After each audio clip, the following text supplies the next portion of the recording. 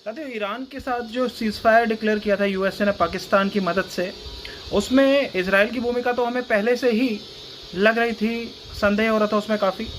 लेकिन अभी 18 घंटे के बाद सीज़फायर जो है वो ब्रेक हो चुका है। इजराइल ने ये सोचा कि कैसे इस युद्ध को जारी रखा जाए, क्योंकि इजराइल का तो एक ही है एजेंडा, और वो एजेंडा है कि ग्रेटर इजराइल बनाना है। और ग्रेटर इजराइल की बात ऐसी है कि नेतन्याहू को अगर बचना है, हर किसी के पास यहाँ पे कारण है कि वार को जारी क्यों रखना है। नेतन्याहू के ऊपर करप्शन के चार्जेस लगे हुए हैं और चुनाव भी है उसके देश में। चुनाव कैसे जीतेगा वो, अगर वो कुछ बड़ा करके नहीं दिखाएगा। और करप्शन के चार्जेस हैं, करप्शन से बचना है तो इमरजेंसी को बनाए रखना है कि war, nation is at war. ये सारी चीज़ें हैं।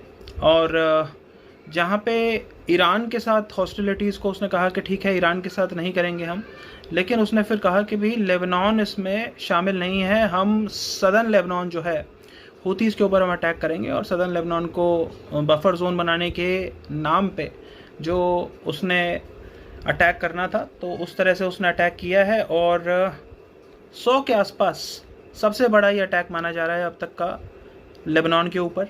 और 100 ठिकानों पे अटैक हुआ है इजराइल की तरफ से। और अब ईरान ने ये बोल दिया है कि या तो हॉर्मुज़ जो स्ट्रेट है वो खुलेगी, और या फिर जो इजराइल है वो हिजबुल्लाह के ऊपर हमले जारी रखेगा। हिजबुल्लाह पे हमले अगर बंद नहीं हुए तो फिर हम ये मानेंगे कि जो हमने सीज़फायर किया है जो 2 हफ्ते के लिए, उसकी कंडीशन ये थी कि पूरे रीजन में स्टेबिलिटी रहेगी और यहाँ पे कोई वॉर नहीं रहेगा।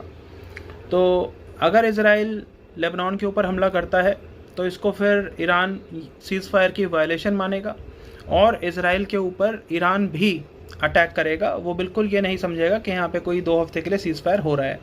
तो इस तरह से है। और इसी कवायद में ईरान के ऊपर भी ऐसी खबरें आ रही हैं कि हमले हुए हैं।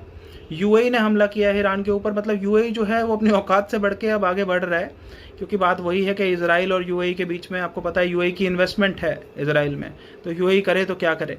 और अपनी इन्वेस्टमेंट डूबती हुई देख रहा है, तो फिर उसको ईरान से अब दोस्ती तो उसकी हो नहीं सकती।